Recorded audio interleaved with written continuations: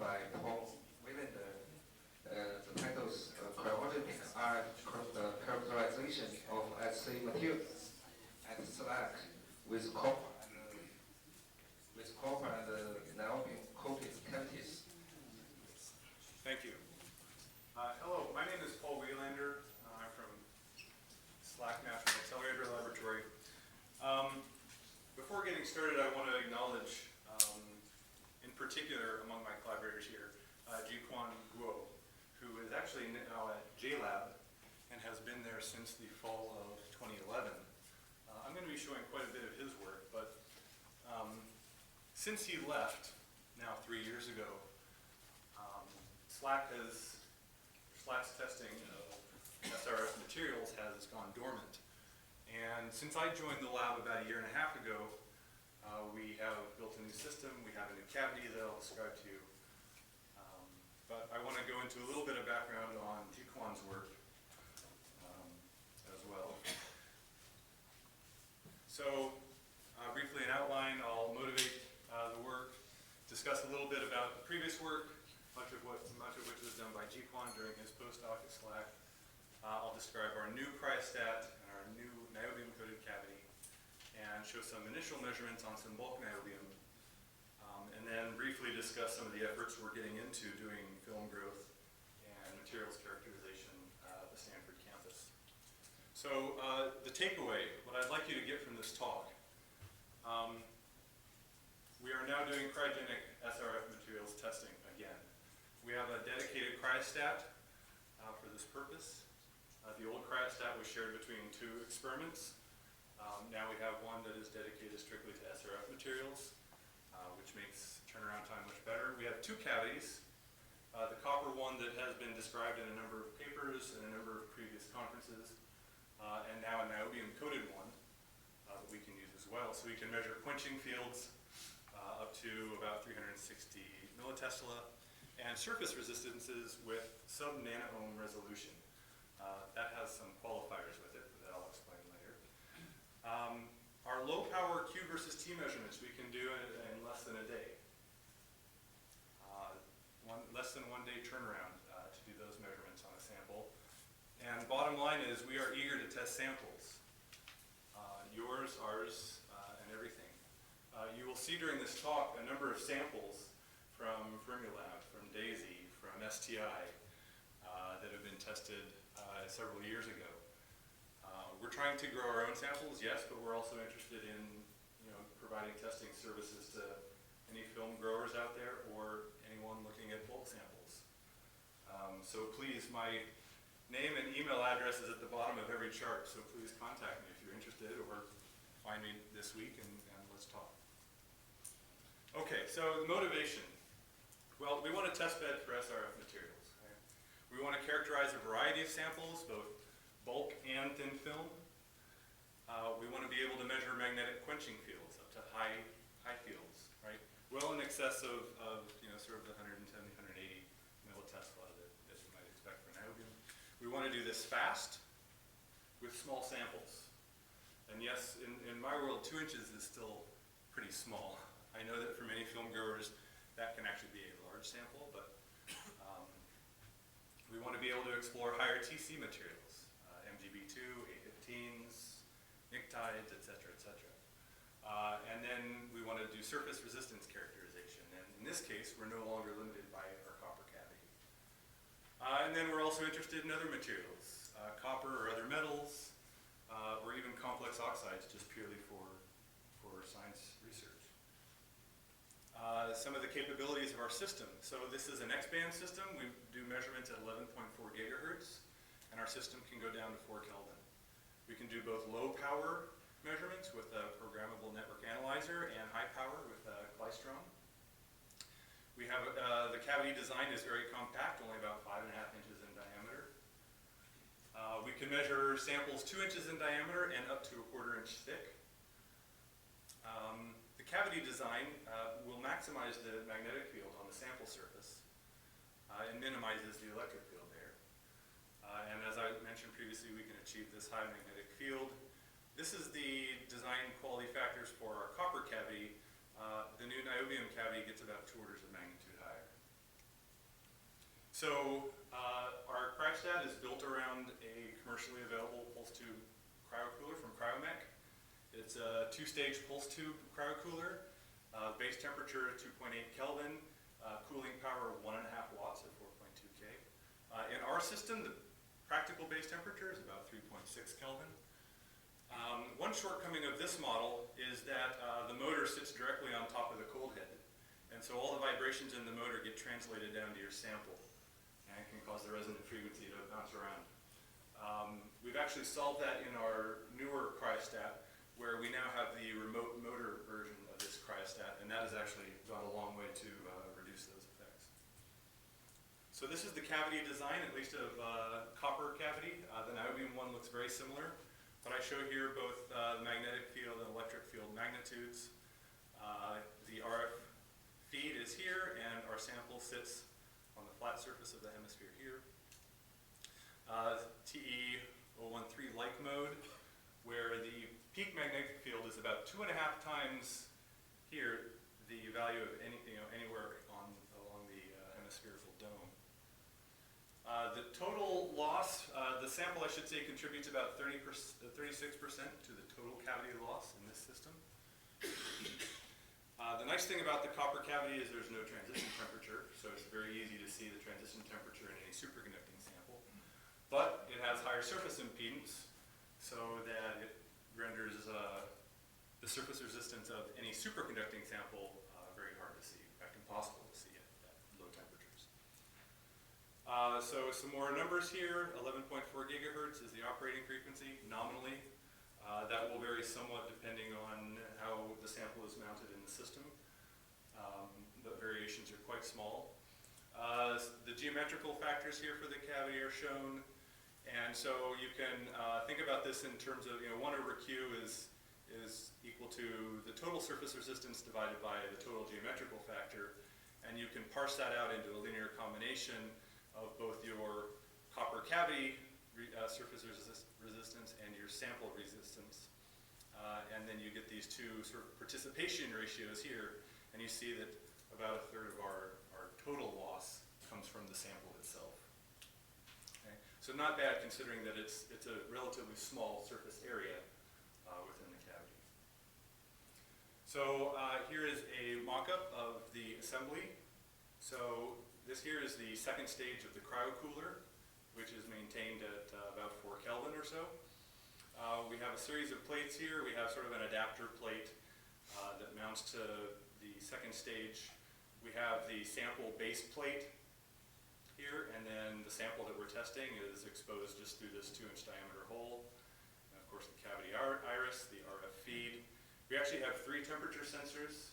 We have a temperature sensor on the second stage itself. We have a second sensor that is actually pressed into the backside of the sample using a spring. And then we have another temperature sensor down here just to monitor any gradients across the cavity, because we have a very short distance here between the 50K portion of the feed and the 4K portion.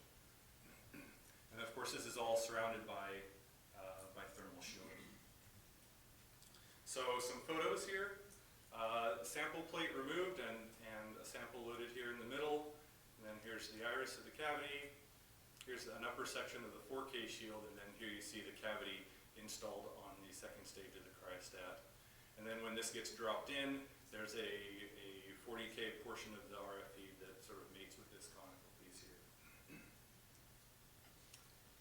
So an overview of the system, how we do our testing. So this is the full setup for high power measurements here. We can measure forward power and reflected power off a number of ports. For low power measurements, we just tap directly into port 6 here. And then here's a physical picture. I want to say this is about, these flanges are 13 1/4 inch in diameter, so that sort of gives you a physical scale of this thing. The room temperature portion of the cryocooler sits at a very high level, so it's a fairly compact system. We've done some modeling of, I shouldn't say we, I say Ji-Kwan and Sammy previously have done some modeling of the quenching field in these cavities, and because of the magnitude of the magnetic field, you actually get this kind of profile in the current density. So currents form initially at a distance between the center and the outer diameter of the sample, and then as you pulse these samples, this sort of donut shape will go normal before the outer and inner portions do. And so you can model this, and this actually agrees quite well. The pointers just alternate back and forth between these two, I guess. Or not. Okay. I'm not going to talk so much about the high power measurements. I'm going to focus largely on the low power measurements because that's really where this new niobium cavity is of greatest utility. So for low power measurements, we can take our copper cavity. We have a copper reference sample that we can use to determine all those basically calibrate our entire system. And you can see here that Q naught in that system is just over 200,000 in our copper cavity with a copper reference sample. This shows a number of samples from Fermilab. These are bulk large grain niobium samples that we received from Fermilab. And what's shown here is a number of different procedures that we can do at SLAC. We can do both baking, and then we have some shields that we can integrate into the system, and those show a noticeable effect on the low temperature quality factors that we measure. And then in turn that affects the measured surface resistance. But again, these are all limited by the copper, by the body of the copper cavity. And you'll notice here that we're only at about milliohm levels for the surface resistance. Some more measurements on that same sample.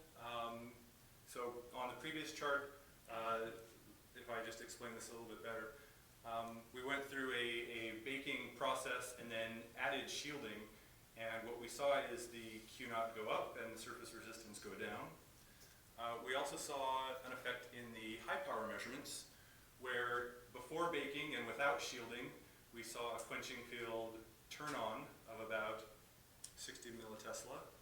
And after baking and including the shielding, we saw that increase to about 120 millitesla. So there are things that we can do in-house that improve our measurement capabilities. We can also measure temperature rises.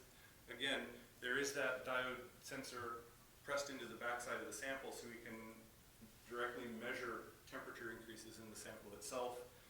And we see that also, the baking and shielding also had an impact in the total temperature rise of our sample.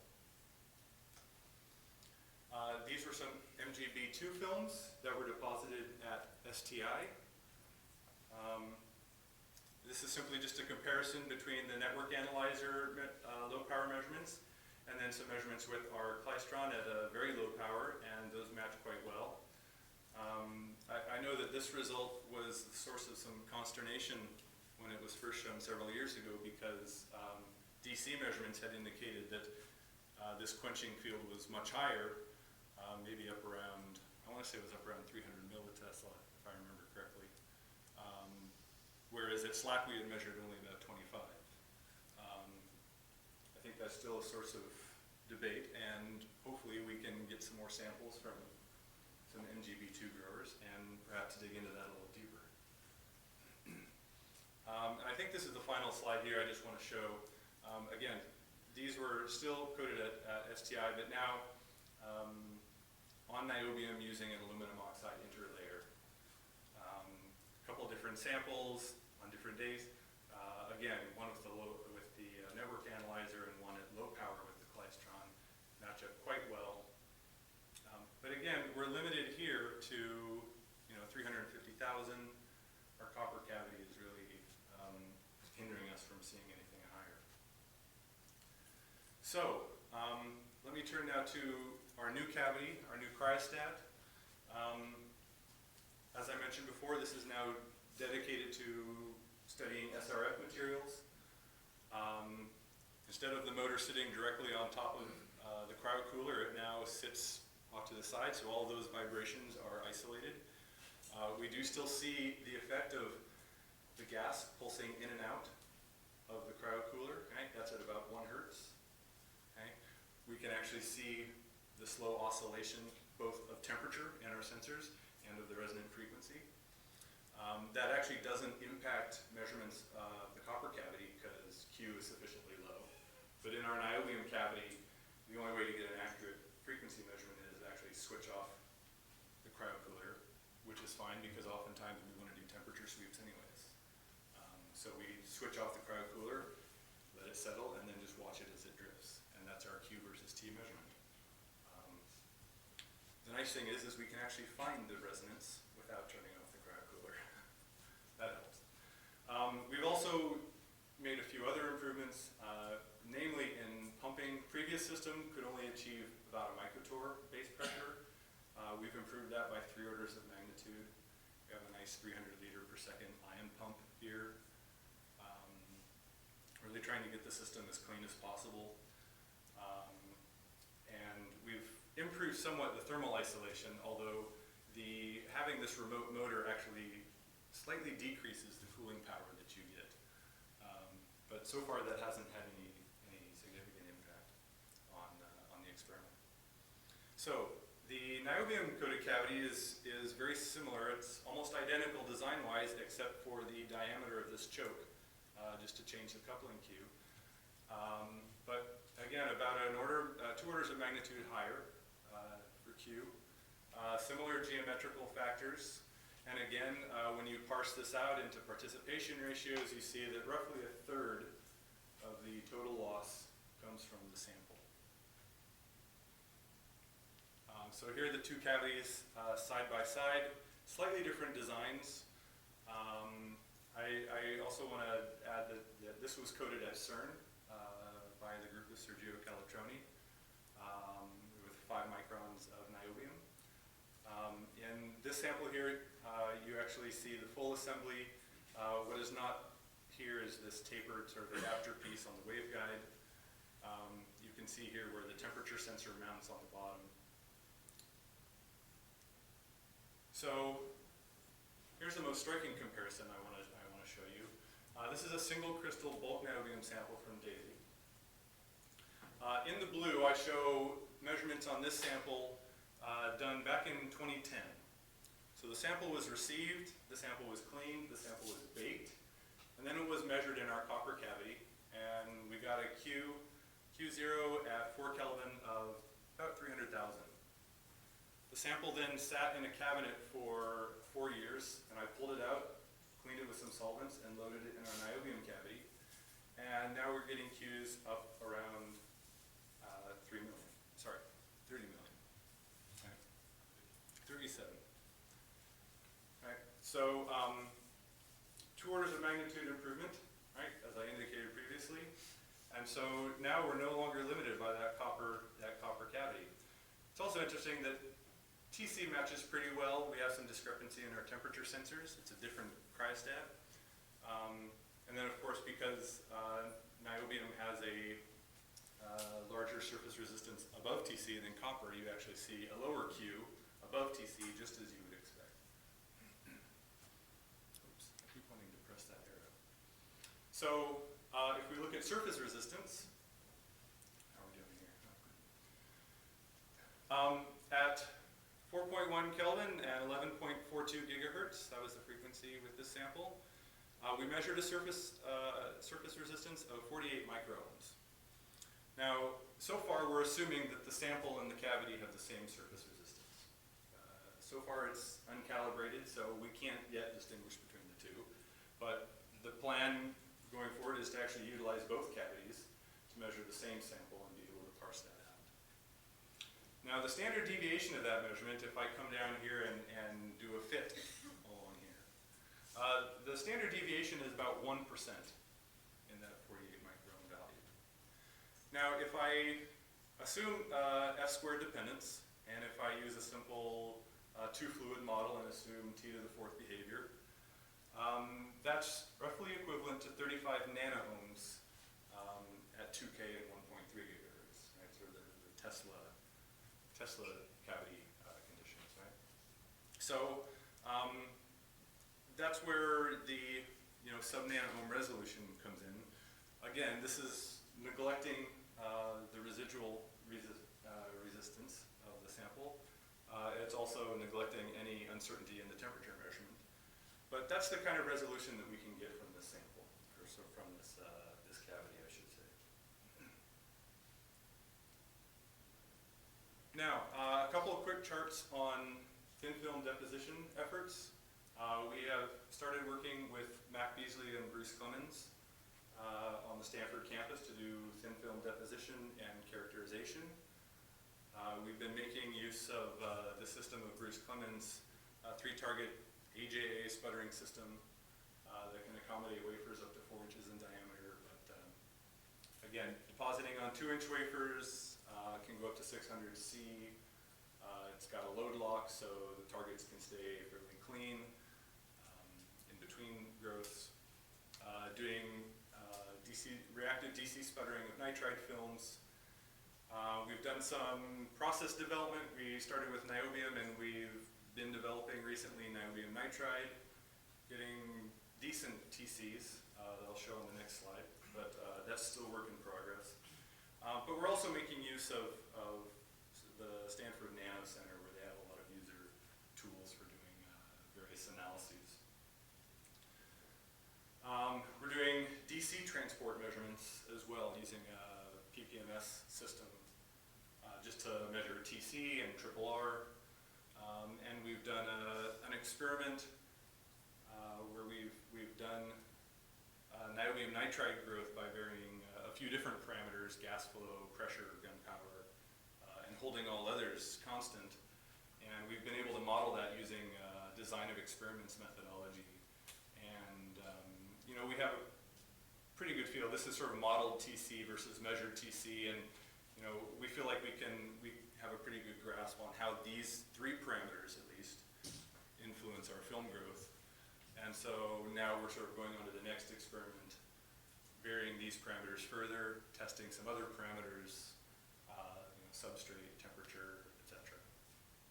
So this is work in progress, and hopefully next year at SRF I'll have some nice results from our own films, and hopefully results from your films as well. So to summarize, yes, this is sort of a repeat of my takeaway chart that I started with. We are doing testing again. We have a new cryostat. We are working on some nitride film growth down at Stanford. We have 2 cavities now to do characterization at both high powers, high fields, and at low powers. We can do quick turnaround for Q versus T measurements. So please, let me know if you're interested and send me some samples. Thank you.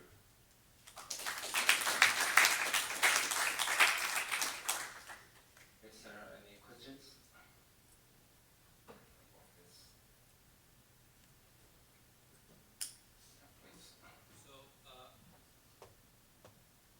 So you mentioned that cooling sample might be an issue in the setup. So in measuring the breakdown field, to what extent it is, let's say, the breakdown field limited by the properties or isotope runaway? Yeah, you know, that's, my sense is that's always been a big question about these results.